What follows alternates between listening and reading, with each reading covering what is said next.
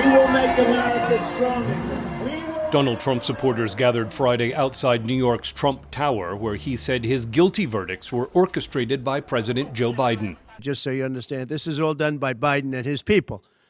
Maybe his people more importantly. I don't know if Biden knows too much about it, because I don't know if he knows about anything. But he's nevertheless the president, so we have to use his name. Biden told White House reporters that the American justice system should be respected. And it's reckless, it's dangerous, it's irresponsible for anyone to say this was rigged just because they don't like the verdict.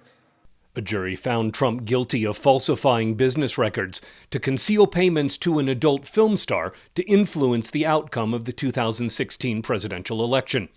Prosecuting attorney Alvin Bragg says there are many voices out there on this verdict. We have the most important voice of all, and that's the voice of the jurors. They have spoken. Donald J. Trump has been convicted of 34 counts of falsifying business records.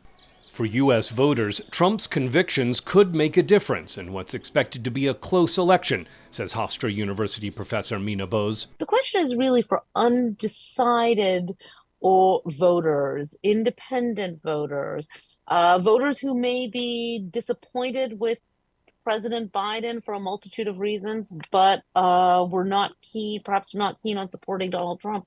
This could make a big difference. Texas voter Colton Coates says the verdict seems to have been reached fairly. I'm not necessarily sure what parties those jurors were a part of, but I do believe they were impartial. And you know, when you have a lot of jury members and they all agree on the same thing, you know there has to be some sort of truthfulness to their verdict. Curtis Nayo says it shows the U.S. justice system is not impartial.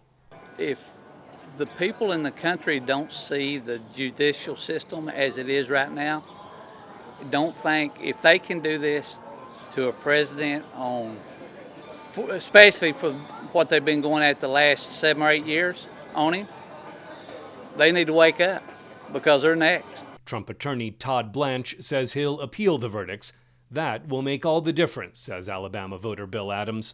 I have real reservations on voting for a convicted felon, but I don't believe he's a convicted felon. I believe it'll be overturned. California voter Tracy Lewis says the verdict shows Trump is not above the law. He's not fit for office, and this is just one of many things that he's up for conviction on, and so I hope this turns the tide and more people realize that he should not be allowed to be president again. Trump's sentencing is scheduled for July 11th, just days before the Republican Party is expected to formally nominate him as its presidential candidate. Scott Stearns, VOA News.